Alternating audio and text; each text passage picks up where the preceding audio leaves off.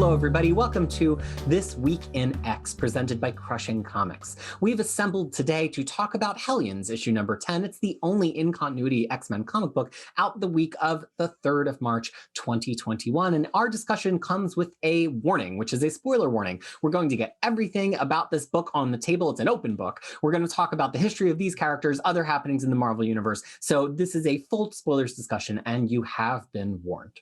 For Hellions number 10, as we always do, let's begin with our lightning round of gut reactions, and that will start with Tyler. Tyler, what did you think about this issue?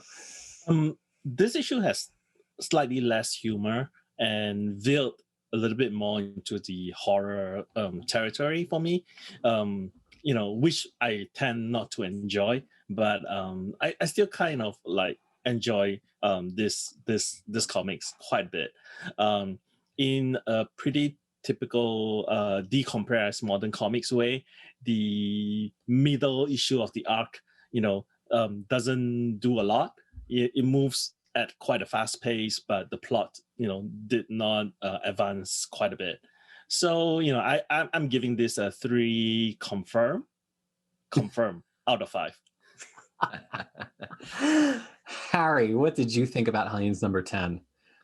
I sometimes read my books first thing in the morning. Like I wake up, get breakfast, and I read my books during that digitally. And sometimes that's great. And then sometimes like this, not in a bad way, but I was like, dear Lord, this issue is grim. Like some really gruesome stuff happens to Sinister in particular. And it was like the first thing in my day.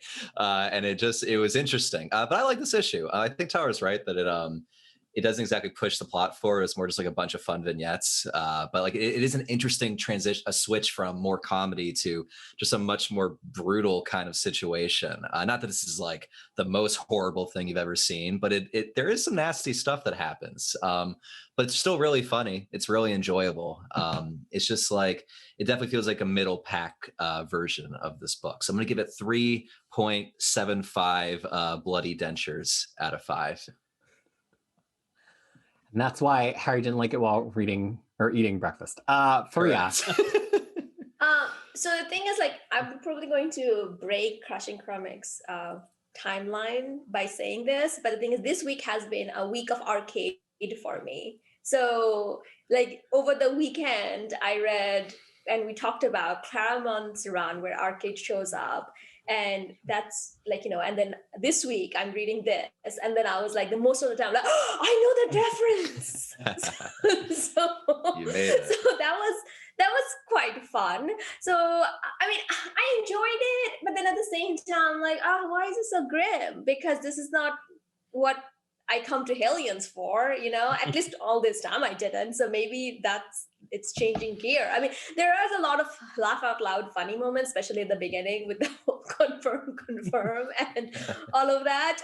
So there is a lot of that, but overall it was like, geez, stop.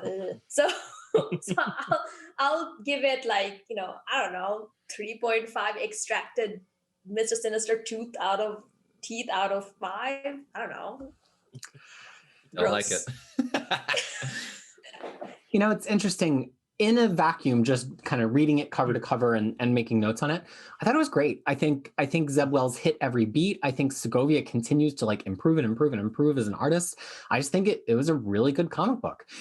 Then in thinking about it in terms of the run, it just feels like things have gotten kind of so slow and we're really relying on these laughs to carry the book. Like when I went back and read it, I was like, well, what really happened? What did we learn? And we'll talk about all that. But especially because we came out of, 2 pretty fast-paced issues when this was part of X of Swords, and then that followed up with 2 pretty tight issues with the whole robot thing. The fact that this is the second issue and it's the middle, I think I kind of got fooled a little bit by how fast those things are. And I actually think this book might actually be a little bit better when it's under pressure to tell the story a little bit faster. I think if it was forced to get through this arcade story in 2 issues, I bet the story would be a little bit better. So I liked it. I have no objection. And I think Zeb Wells just nailed every possible beat. But from a pace perspective, I am getting a little bit weary of Hellions. Can I just say, though, is there any opening to a book better than I'm looking at him right now, right in his weird albino rabbit eyes? Because that might be the best line of any comic ever.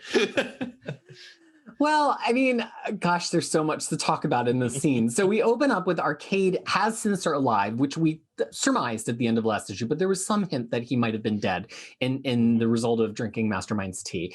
And the thing is that there's this multi-layered thing happening because Arcade is trying to interrogate and also intimidate Sinister, but Mastermind is there, and Arcade also is trying to make sure he's not being affected by the effects of Mastermind, which brings this hilarious confirm conversation because he has some outside viewer who can't be, tricked by Mastermind. But here's my first question here. To what end is this happening? Because Arcade claims he's just going to kill Lady Mastermind if Mastermind step out of line, but there's resurrection. Mastermind doesn't super care about his kids in the past. It feels like there's kind of like a missing trick here that we're going to get the rug pulled out from next issue. Am I the only one who felt like that, or did you feel like there was maybe one other element to this whole confirm sequence at the beginning? Tyler? I mean, I'm asking the same a very similar question because I mean one thing is that I'm not too familiar with the introductions of both Mastermind's daughter, both Reagan and what's her name here, Martinique. Oh, I get them confused. Yeah, so that this is Martinique.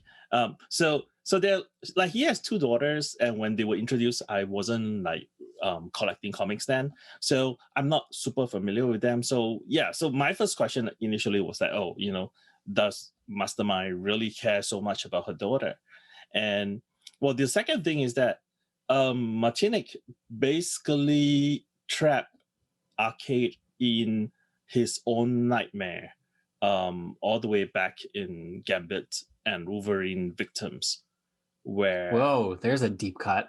Yeah, from like 1995 or 6. Yeah, I think so. And that was when, well, I mean, we can come to that later, but that's where Arcade basically tried to frame Wolverine for, Jack the Ripper type of murders in London, because he was trying to hide something, which will come into play slightly later in this story.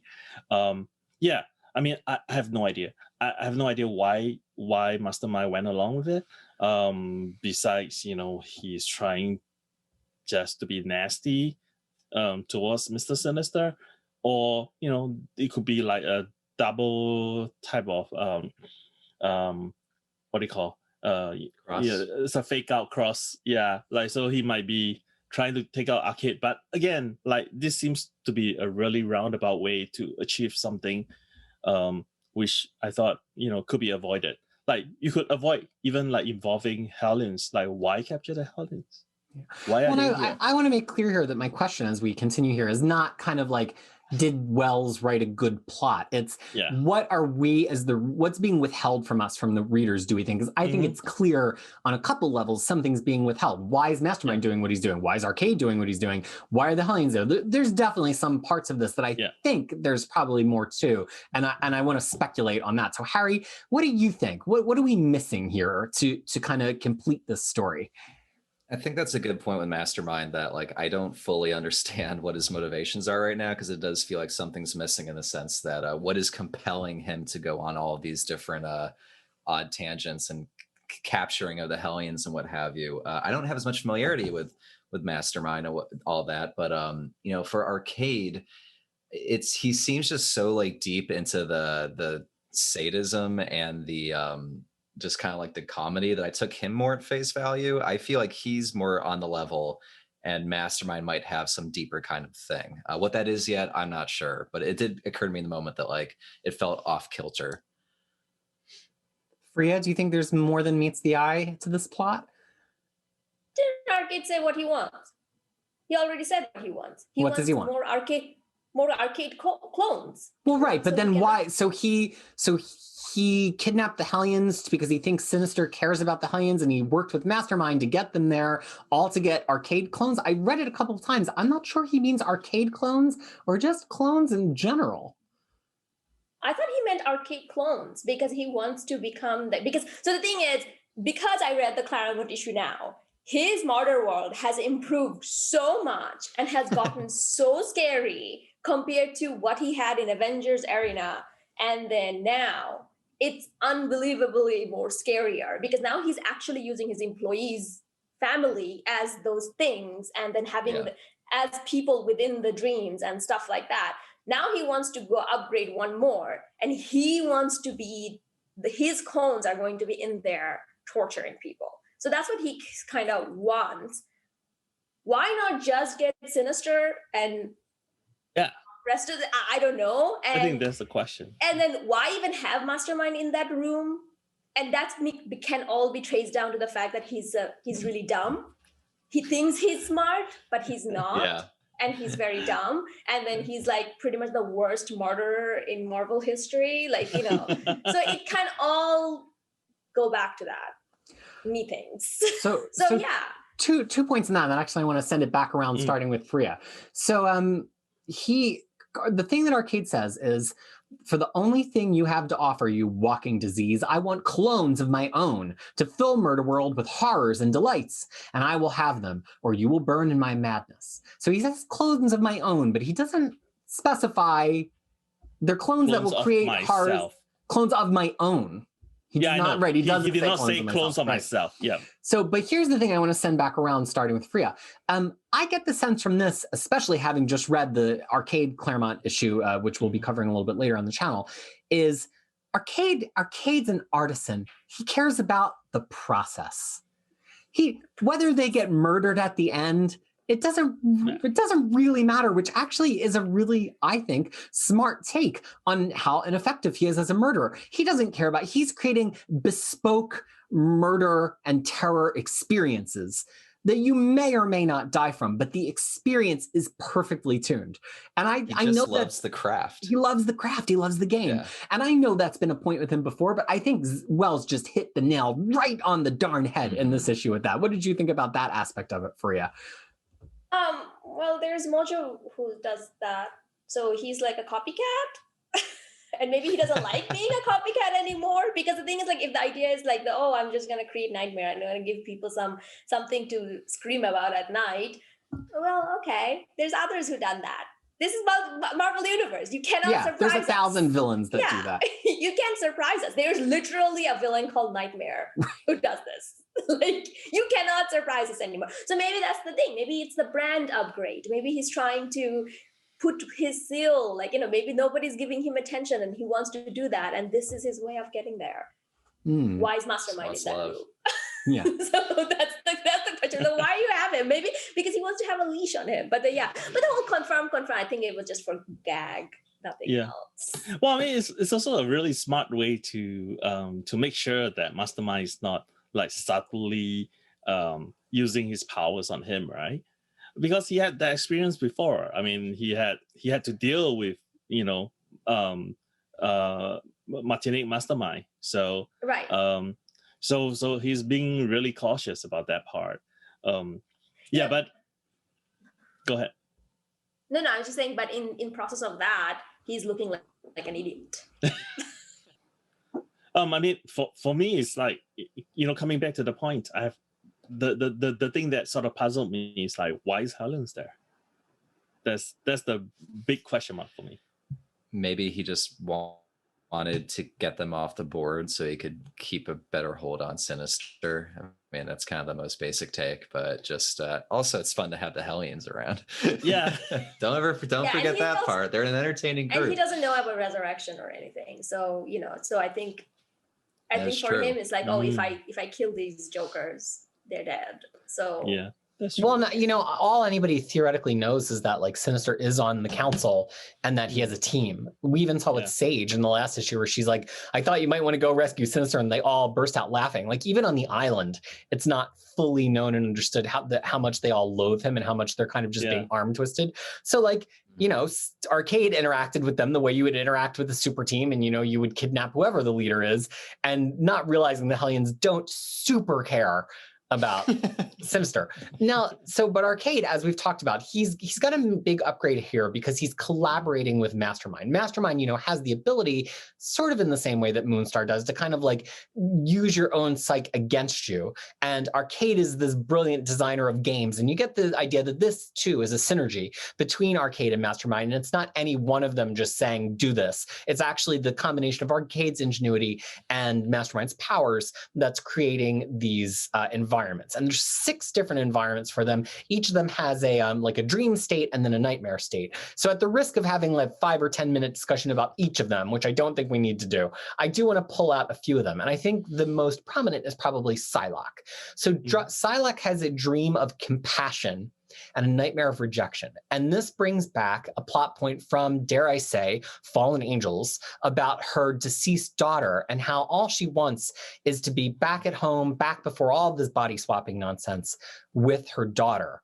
And that the nightmare of rejection is not only rejection, by her daughter, but also this rejection of feeling like she has no place, which is the whole Quanon story. So is what we're getting from this kind of that like her whole life has become a nightmare, and even still it's a nightmare, even though she kind of has a place on Krakoa? I don't know. What did people take from that?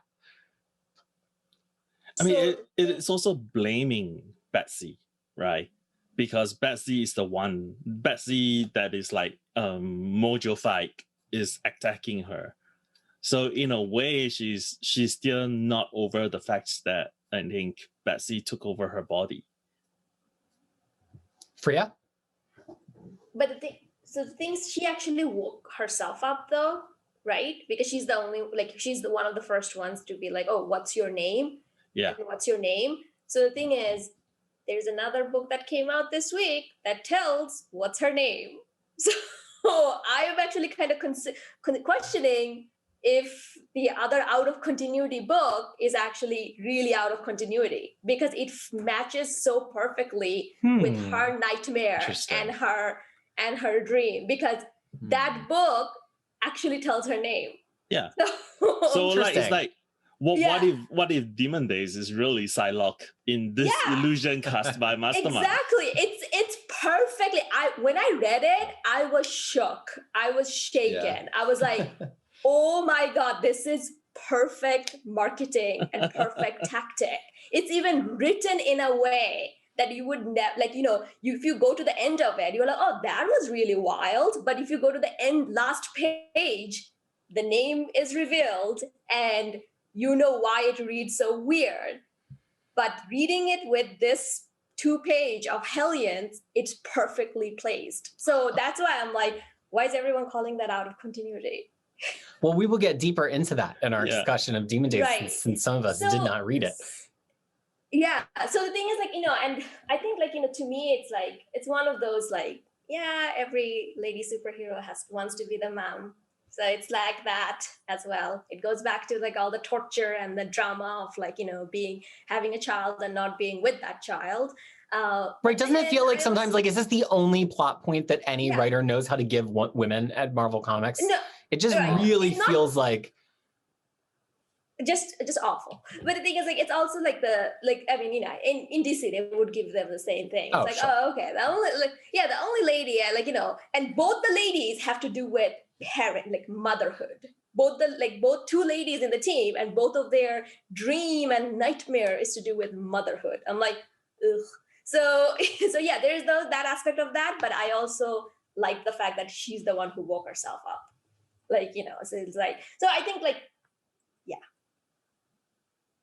Anybody else on Quanon / Psylocke's dream of compassion versus rejection?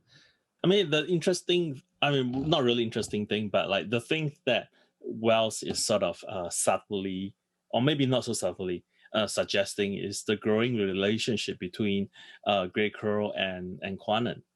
Because, as they were falling last issue to the ground, both of them were reaching out to each other.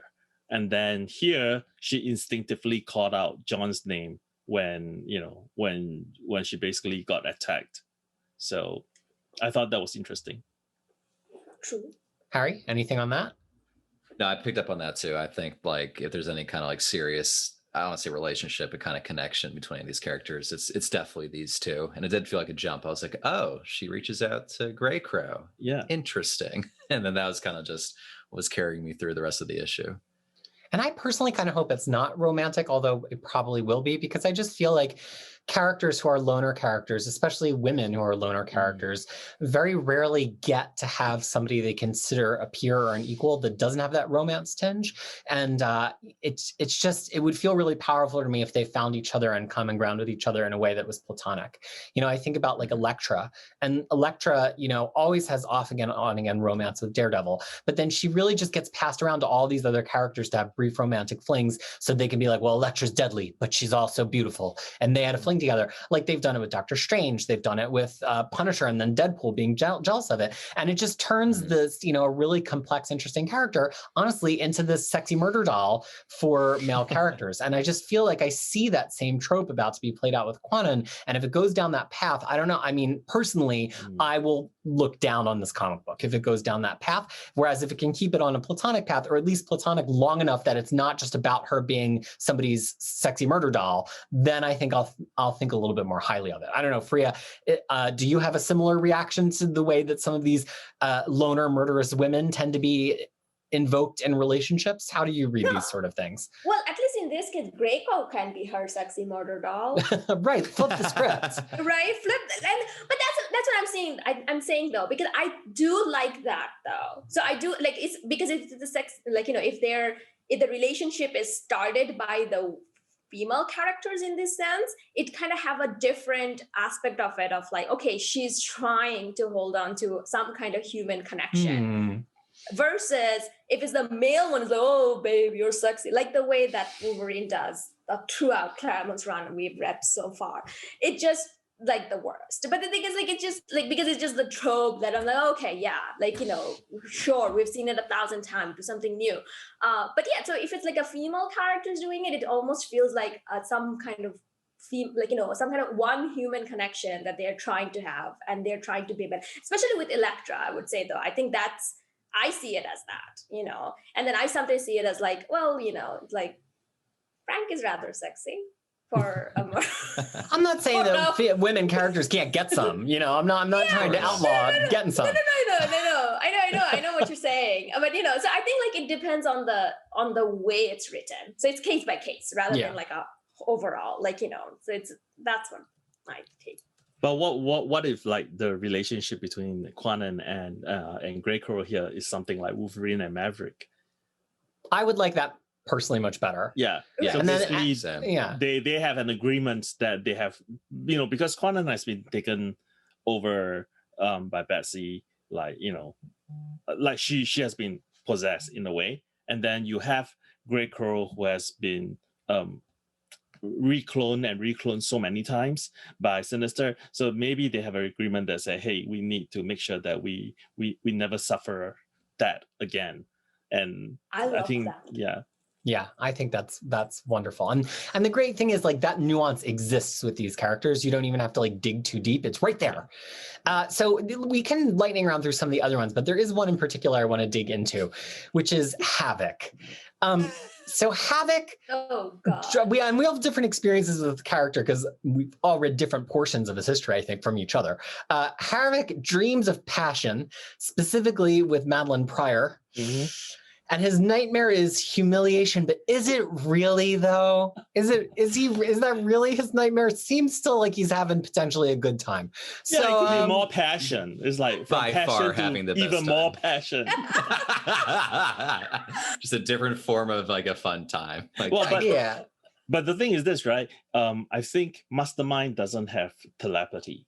So what he pulls out, he thinks is humiliation. Right, he's making a value judgment. Like, oh, I see you with a dog collar on. That must be bad. And Havoc's like, excellent. Havoc is like, no, I'm still in the dream phase. It's still having a great Wednesday. It's not. I really hope there's a scene next issue. They're like, oh man, we had the worst time at Murder World, and Havoc's just like, oh yeah, for real. All right, I had a good weekend. Totally terrible. It was, horrible. Like, horrible. Oh yeah, horrible. Oh yeah. What happened? Don't worry about it. Just let's go. But I really want to dig into the meaning of these words based on what you all currently know of Havoc. We'll start with Fariha, right? Like, why might Havoc's dream be of passion? You know, my dream's of donuts. Why is Havoc so entranced by the idea of passion? He's had this very long time relationship with Polaris. Tyler almost got married to Nurse Annie. He's had passion. Why is passion Havoc's greatest dream? And then also, why is humiliation his fear, Fariha? What is your thought there? Like somehow, like even with Gabriel Summers being the way he is, he's somehow still the third most favorite Summer brother in the Krakoa. So maybe that's playing a thing on it. But yeah, I was actually thinking about Polaris too. I'm like, son, where's like, oh, okay. Like, you know, you went from green hair to red hair. Interesting. But to me, I like when it's like, oh yeah, like they know the humiliation. I'm like, that doesn't look very humiliating. Who would not like Madeline Pryor with that costume beating you up in the butt? Like, you know, and I'm like, what's going on there? So I didn't quite, that's one of the reasons, like, you know, it's like this issue starts to, like, I was kind of questioning, I'm like, oh, okay, what is the point? Because these are tropey dream state and nightmare states we have seen again and again. And then it just feels like, okay, like, let's, like, I don't know. I didn't quite get his one. And that to me, I took it as like, oh, I just don't know his history. So maybe I missed something. Harry, would you add anything there on passion versus humiliation? Yeah, I'm almost wondering, and I have not read A Ton of Havoc. I read him in the Brubaker book. I read him in Remender's run, which we won't name. But like, you know, it's he seems like a square, like an adorable square, but kind of like on the straight and narrow. And it seems like he wants passion in the sense of a more exciting kind of either physical or emotional kind of connection. And then the dark side of that is when you get to him all down boy, like in doggy style there.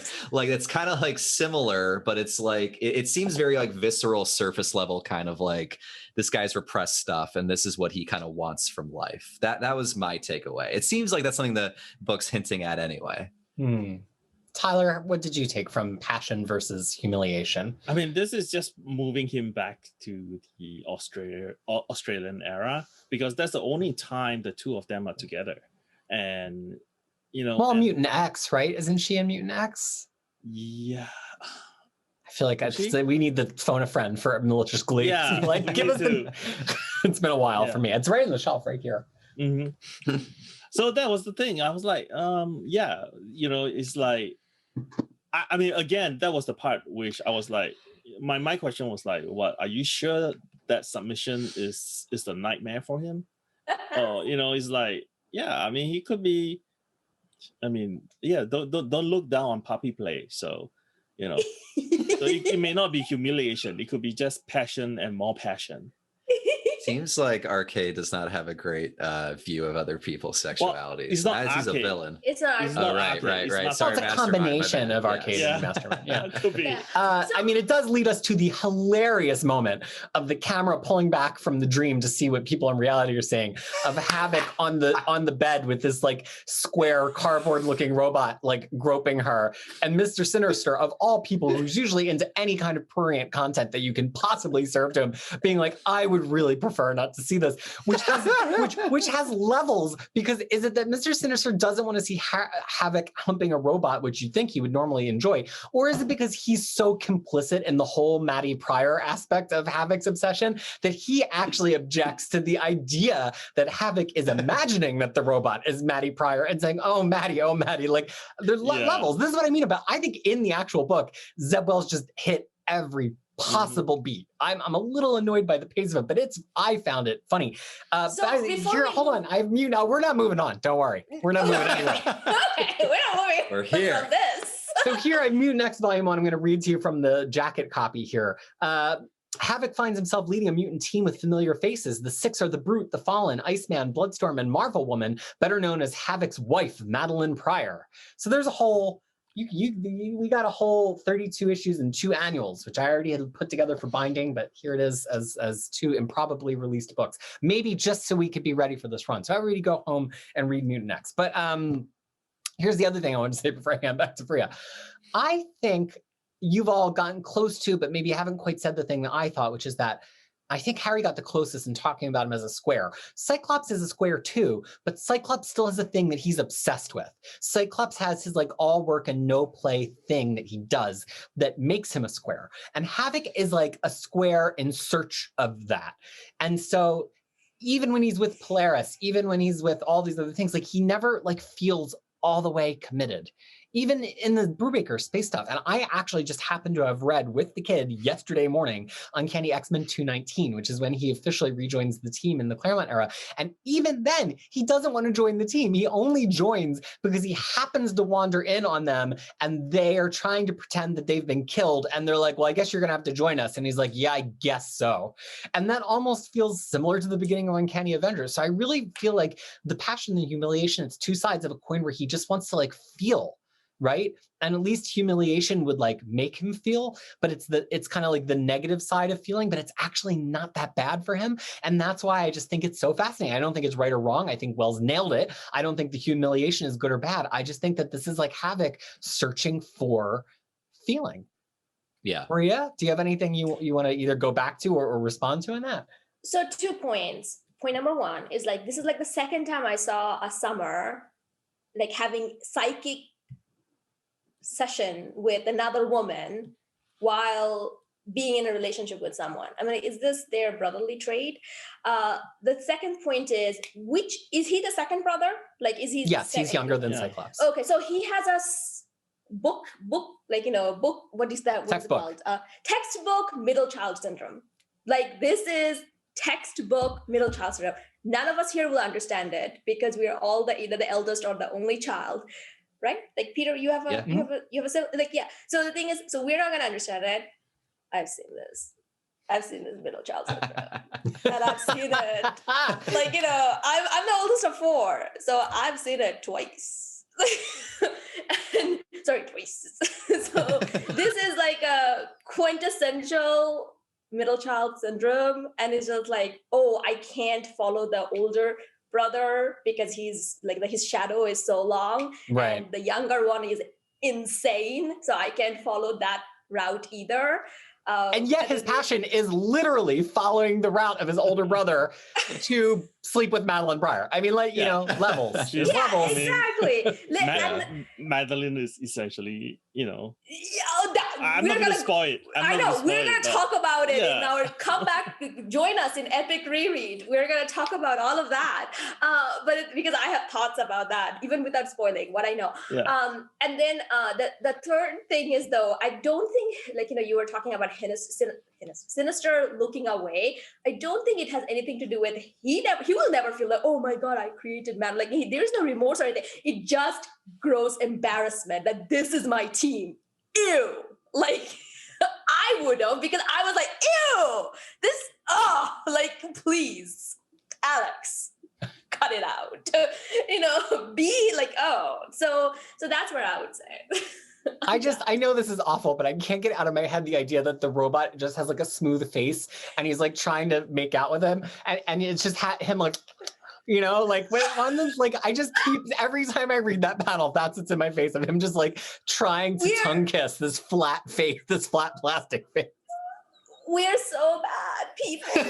We all are going to jail. This poor man is being like, having this moment, and we're like, making fun of it. Like, we are all the Sinister. We're all Mr. Sinister. But on the same page, there's also something else happening. Which like, is, Miss Locke is like going up to Arcade and saying that, oh, is it touching time? And then Arcade is like, not now. And, wave her away. I mean, but there's no confirmed there. There's no confirmed there. Yeah. Which made me think that she's not Miss Locke. Well, and maybe Arcade is requesting a service from Mastermind as well. Well, that's the thing. So Miss Locke is killed. Like, Miss Locke has died, and Arcade killed her because the two have this ongoing game where Miss Locke will try to kill Arcade on his birthday, and then Arcade will try to kill her back, or something like that. And in one of these scenarios, Arcade got crazy and killed Miss Locke. So Yeah. and that I is the thought whole, so. I like couldn't quite remember, but I thought that so was the case. that was the whole premise of like Wolverine and Gambit victims. I actually went back and read the thing. But and then yeah. sorry. No, so the question here is this Miss Locke a illusion cast by Mastermind because Arcade wanted him to do it? But then, there was a little bit of a confirm there because it's like, but they were trying to hide the confirm because it's like, oh, Miss Locke is, then he says, I know, just confirm, please. Yeah. And then there's a confirm. And I mean, or the other thing would be, if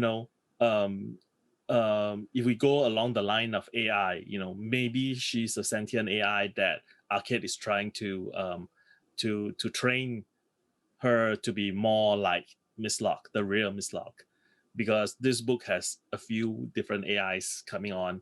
So I don't know. All right, so I want to end here with lightning rounding through things that we haven't talked about. So speak now or forever hold your peace. First, the data page memo about the loyalty program. Thoughts on Arcade as a manager? Go. No. Bad at it. Left the company. No, but this is more of a Kane situation, not really a carrot. It's like if you don't do this, loyalty. Yeah, exactly. You'll be put in the loyalty protocol. I mean, he calls it loyalty protocol, right? And Yeah. like, how did he why is everyone calling things protocols? Like is he like like what is this anyway? I just really enjoyed, no congregating at a guest murder deck. Yes, one of them is dressed as an egg. Now that we've gotten that out of the way. But I think what I would say though is like no manager should send 13-page memo. Come on, I know, that's condense that shit. Like, but anyway. And then final lightning round in the hardcore. This has Freudian double entendres in it. Nanny and orphan maker in Dreams of Protection versus a Nightmare of Separation. Any thoughts on this one? Oof. Weird.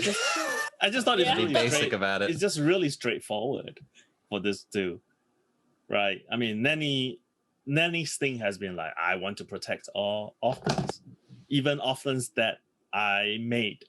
So, and then her nightmare is being separated from these babies, which, again, I mean, I don't know. I just thought it's funny. There's a baby glob there. No, I was mostly talking about like, it's like, oh, you were a big boy, now you need 2 nannies. I'm like, oh God, what does that mean? Yeah, again, like I think it was lots of interesting little shades. Like, is that just a one-off joke, or is that about how Orphan Maker like wishes that he could have a relationship with somebody other than Nanny, but then in the worst way, the thing that he gets is Nanny number 2. Like I think there's levels. That's the word of the program today. So is there anything else in this issue that has escaped our mention or notice that's worth bringing up before we wrap it up? Sinister gets tortured. Something I thought I would never see, but here he is. Something I always thought I would enjoy, but here it is, and I actually feel bad about it. I think that's the key. Yeah, it's not I didn't feel bad about it. I'm like, well, I mean, it reduced him a little bit because it's like, oh, he couldn't talk his way out of that. I don't know. I mean, that's what, and then because it's like, it's Arcade. Ew. Like, Whipped by Arcade. Yeah, and that's what I'm saying. I'm like that. I didn't, how people are so like very proud of the power structure of different characters and stuff. I am more in terms of like, like intelligence level power structure of different characters. I'm like, seriously, Arcade. Yeah. All right, folks. Well, that is it for our discussion of Hellions number 10. That was the only in continuity X-Men book this week, but we will have a discussion of Peach Momoko's Demon Days X-Men. So if you're looking for that, look elsewhere on the channel. It's always great to get back together and talk about the issues, because even though there's plenty of things to laugh at on our own, there were clearly some things additionally that we could dig into. And that is because why, Fariha? X-Men is better when it's read together. That's right. So on behalf of Fariha, Harry, Tyler, and myself, we want to thank you so much for being part of reading Hellions number 10 together with us. And we look forward to seeing you again next time here on This Week in X. Bye.